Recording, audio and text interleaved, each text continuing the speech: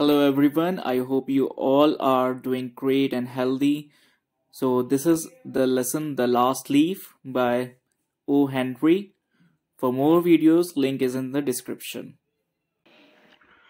Sue and Jonesy, two young artists, shared a small flat. The flat was on the third story of an old house. Sue and Johnsy जो हैं वो दो young artist थे, एक साथ रहते थे और थर्ड फ्लोर पे रहते थे। जॉन्सी को क्या हो गया कि वो बहुत ज़्यादा सीरियसली बीमार हो गई, ठीक है, सीरियसली इल इन नवंबर। और हुआ क्या था कि pneumonia.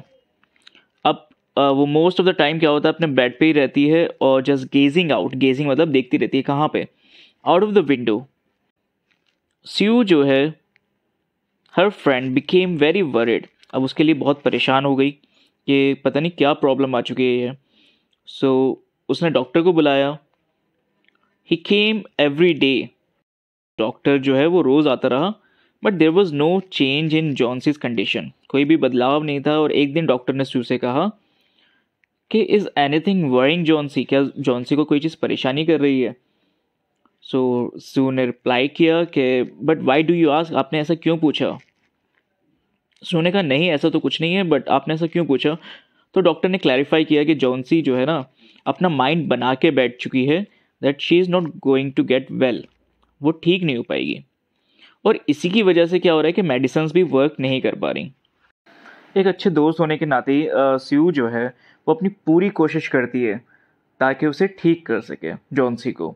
She talked about clothes and fashions but Johnsy did not respond. ठीक है, वो होता है ना, नॉर्मली गर्ल्स के लिए क्या होता है कि clothes, fashions and everything, it is very related and they are very much interested in that. But still, Johnsy was not responding to her. Sue brought her drawing board into Johnsey's room.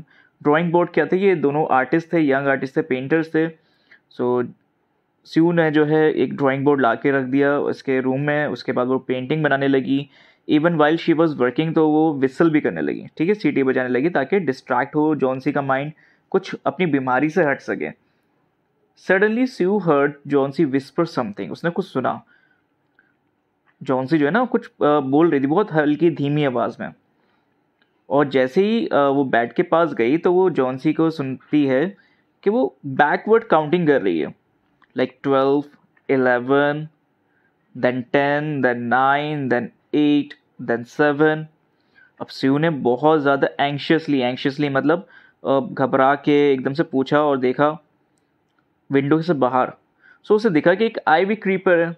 जो ivy creeper क्या होता है, एक तरह का पेड़ होता है, ठीक है, almost like a money plant कह सकते हैं। इंडिया में तो मनी प्लांट हो गया, हालांकि आईवी क्रीपर का थोड़ा सा चेंज होता है, शेप चेंज होती है, अलग होता है, अलग स्पीशीज़ होती हैं। सो आईवी क्रीपर जो है वो विंडो से बाहर थी and opposite to their window. In the strong wind outside, the creeper was shedding its leaves. अब जाहिर सी बात है, तेज़ हवाएं चल रही हैं बाहर, तो उससे क्या हो रहा था कि क्रीपर की पत्तियां जो है ना वो एक एक करके गिर रही थी। And that is the thing, Johnsy was counting on that.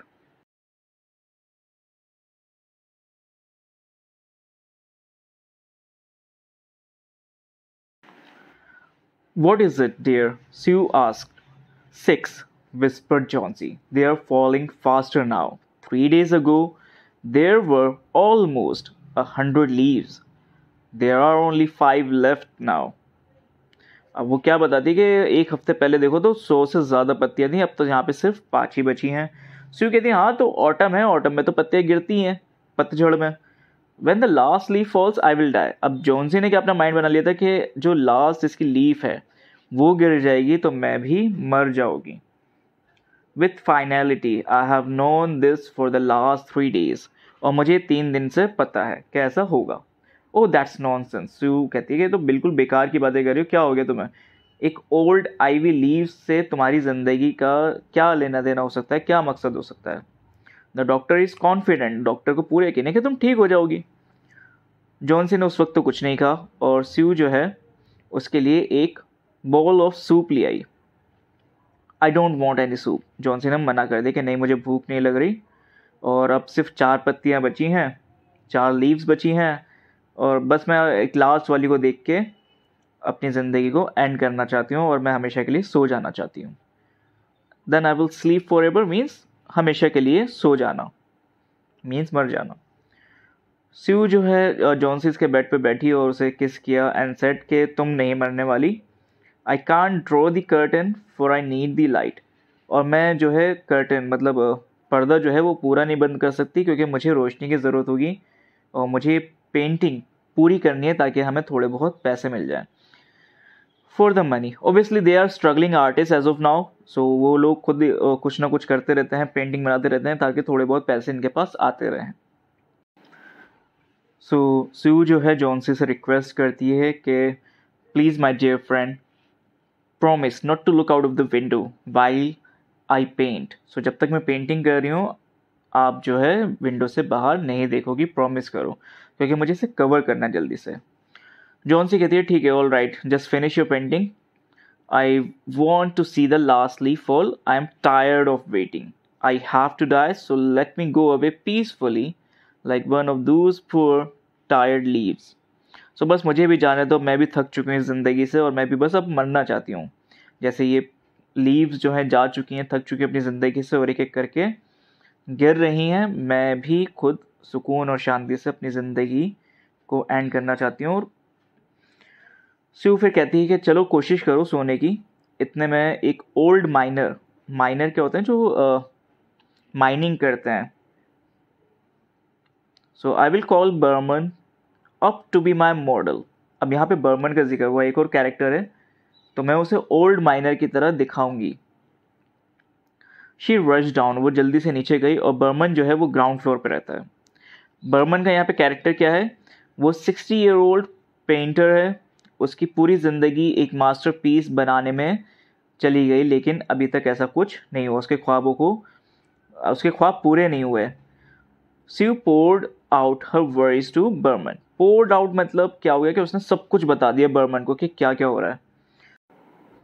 सो उसने पूरा बता दिया कि जॉनसी जो है बिल्कुल कन्विंस्ड हो चुकी है कि जैसे ही लास्ट लीफ गिर जाएगी वो भी मर जाएगी। अब बर्मन बिल्कुल एक फियर्स मैन भी है, एक बर्मन एज है, ठीक है, और ऊपर से वो भी एक स्ट्रगलिंग आर्टिस्ट ही कहलाया जाएगा because he hasn't made any masterpiece yet.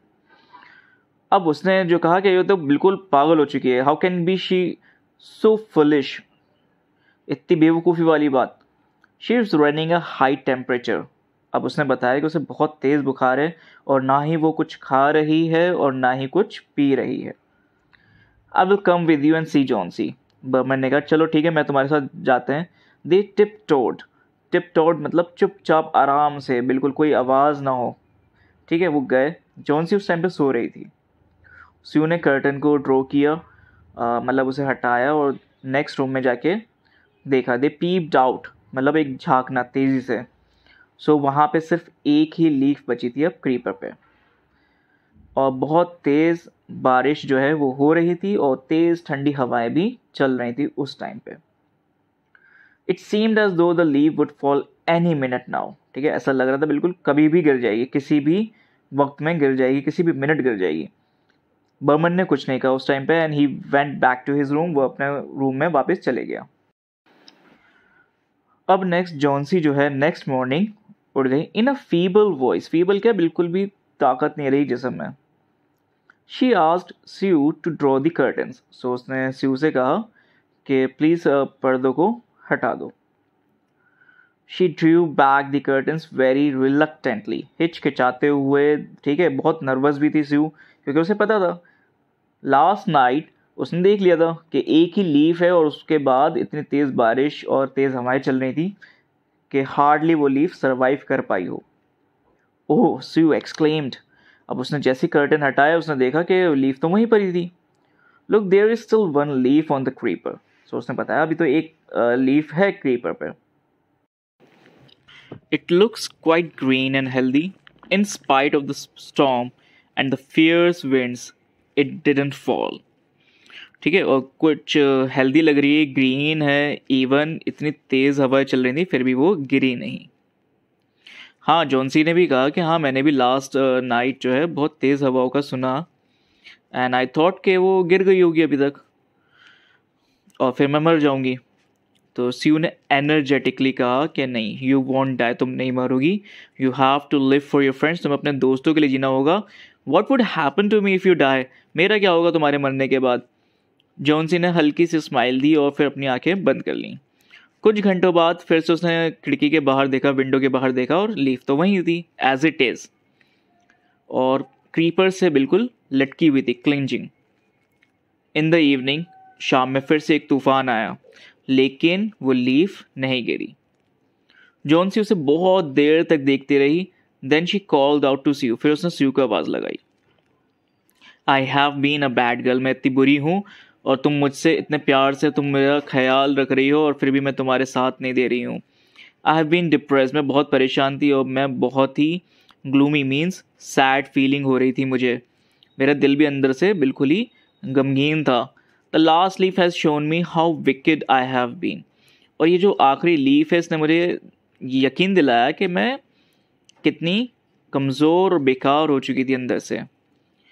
I have realise that it is a sin to want to die, और मुझे अब एहसास हो चुका है कि हाँ, अपनी ज़िंदगी को एंड करना, मार देना एक बहुत बड़ा गुनाह है।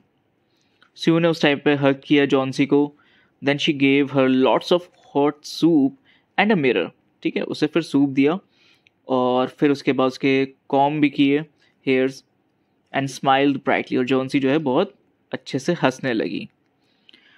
इन द आफ्टरनून, दोपहर में क्या हुआ कि डॉक्टर आ गए अगले दिन, and after examining his patient, उन्होंने स्यू से कहा कि जॉन-सी, अब मुझे लग रहा है कि उसमें जीने की चाहत वापस आ चुकी है, and she is quite confident now, she will recover.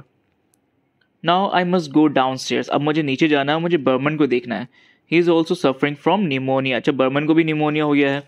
I am afraid there is no hope for him, लेकिन मुझे अफसोस है कि शायद उसके बचने के चांसेस बहुत ही कम है। द नेक्स्ट मॉर्निंग स्यू केम, अच्छा अब अगले दिन क्या हुआ कि स्यू जो है उसके पास आई और उसके बेड पे बैठी। Taking Johnsy's hand in hers, उसने उसका हाथ अपने हाथों में लिया। And I have something to tell you, अच्छा मुझे तुम्हें कुछ बताना है। Mister Behrman died of pneumonia this morning, सुबह जो है वो निमोनिया से उनका देहांत हो गया है। He was ill for only 2 days, वो सिर्फ 2 दिन से ही बीमार थे। द फर्स्ट डे क्या हुआ कि जेनिटर कौन होते हैं, जो taking care of the whole building, ठीक है, हर चीज़ की देखभाल करने वाला जो होता है वहाँ, उसे कहते हैं जेनिटर। उन्हें देखा और उसके शूज़ और कपड़े सब गीले थे और वो बिल्कुल ठंड में कपकपा रहे थे। He was shivering, shivering means कपकपाना। He had been out in that stormy night, और उस दिन जो तूफान आया था ना रात को, तो वो पूरे टाइम रात में बाहर थे। फिर उसके बाद उन्हें एक लैडर मिली, मतलब लैडर जो होता है सीढ़ियाँ, अ लैंटर्न जिसमें आग जल रही थी, मतलब रोशनी थी उसमें, उनके बेड के पास। बेड के पास और भी कुछ चीज़ें थीं, जैसे ब्रशेस, ग्रीन और येलो कलर, जो फ्लोर पे भी गिरा हुआ था। जॉन-सी डियर, अब सू ने कहा, look out of the window, बाहर देखो। Look at that ivy leaf, उस आईवी लीफ की तरफ गौर से देखो। Haven't you wonder why it doesn't flutter, flutter means क्यों नहीं हिल रही, जबकि इतनी तेज़ हवा चल रही है फिर भी वो हिल नहीं रही। दैट्स बर्मन्स मास्टरपीस, वो बर्मन का मास्टरपीस है। He painted it the night the last leaf fell, जब लास्ट लीफ जो है गिर गई थी, उसके बाद बर्मन ने सीढ़ियाँ लेके, पेंट वगैरह लेके अपनी पैलेट में इसे ड्रॉ किया। ये जो है बर्मन का एक मास्टरपीस है। So this is the story, this is the complete story about the last leaf. The main point about this story is that how he sacrificed his life to save a young artist, John-C. हम कभी कभार ज़िंदगी में कुछ ऐसा भी करना चाहते हैं कि जिससे हम दूसरों को यकीन दिला सकें, दूसरों को उनकी हिम्मत बढ़ा सकें, तो हमें ऐसा भी करना चाहिए। और यहाँ पे क्या हुआ कि बर्मन, एक 60-year-old मैन जो अपनी ज़िंदगी में कुछ भी नहीं कर पाता, स्ट्रगल था और एक मास्टरपीस बनाना चाहता था, लेकिन वो बना नहीं पाया। अब उसे एक मौका मिल गया, उसके अलावा उसने एक यंग आर्टिस्ट की ज़िंदगी भी संवार दी, उसे यकीन दिलवा दिया कि वो अपनी ज़िंदगी बहुत अच्छे से जी सकती है। सो हार्डली इस सोसाइटी में ज़्यादातर क्या होता है अब आजकल, एक दूसरे को गिराया जाता है, एक दूसरे को कमज़ोर किया जाता है। लेकिन यहाँ पे ये स्टोरी रिफ्लेक्ट करती है कि as being a human We have to help each other. We do not have to humiliate or turn down anyone. We have to empower everyone. है ना, एक दूसरे का हाथ पकड़ के उन्हें ऊंचाइयों तक लेकर जाना, ये हमारा मकसद होना चाहिए, ना कि एक दूसरे को गिराना. Most of the time it happens. और ये पावर के लिए भी कभी कभार किया जाता है, और बहुत सारी चीज़ों के लिए किया जा सकता है. बट द रियलिटी इज़, अगर हमारे अंदर इंसानियत है तो हम दूसरों की मदद करेंगे. So that is how Behrman actually helped Johnsy so that she can live her life because she was too young to die. So in reality हमें ज़िंदगी के अंदर क्या होना चाहिए, हमें ऑप्टिमिस्टिक होना चाहिए, ना कि पैसिमिस्टिक. पैसिमिस्टिक क्या होता है, जिसमें नेगेटिव थॉट्स रहती हैं, हमेशा आप नेगेटिव ही सोचते रहते हो. और ऑप्टिमिस्टिक जिसमें आप अच्छा सोचते हो, हमेशा पॉजिटिव रहते हो, हर चीज़ में आप कुछ ना कुछ बेहतर देखते हो. तो ज़िंदगी के अंदर भी ऐसा ही होना चाहिए. ये नहीं हो कि आपके मार्क्स कम आ जाएँ तो आप पैसिमिस्टिक हो जाओ बिल्कुल ही. ठीक है, पैसिमिज्म, डिप्रेशन, ये सब चीज़ें आपके पास आने लगे और आप सोचो मैं तो बस अपनी ज़िंदगी ख़त्म कर देता हूँ क्योंकि मैं कुछ नहीं बन सकता. You do not have to feel like that. हमेशा ज़िंदगी में कुछ अच्छा सोचो. अगर नहीं आ पाए मार्क्स तो ठीक है, कोशिश करते हैं और नेक्स्ट टाइम और अच्छे मार्क्स लेकर आएंगे. ठीक है, ज़िंदगी में कामयाब नहीं हो पाए, आप कोई जॉब ढूंढना चाहते थे वो नहीं मिल पाई. इवन माई सेल्फ, मैं अगर कुछ बनना भी चाहता था, मैं नहीं बन पाया, तो इसका मतलब ये नहीं है कि मैंने अपनी ज़िंदगी एंड कर दी. बट अब मैं क्या कर रहा हूँ, अब मैं दूसरों को पढ़ा रहा हूँ, इन्जॉय कर रहा हूँ अपनी लाइफ को. So that is the way we have to live. कभी कभार ज़िंदगी में हमें हर चीज़ नहीं मिल पाती, तो हमें जो मिला है हमें उसे एक्सेप्ट करना चाहिए. सो इसी को हमें रखना चाहिए अपनी ज़िंदगी में कि हम ऑलवेज पॉजिटिव रहें अपनी ज़िंदगी में और खुश रहें. So here is a short introduction of the author O. Henry. So please watch the video till end. Thank you so much.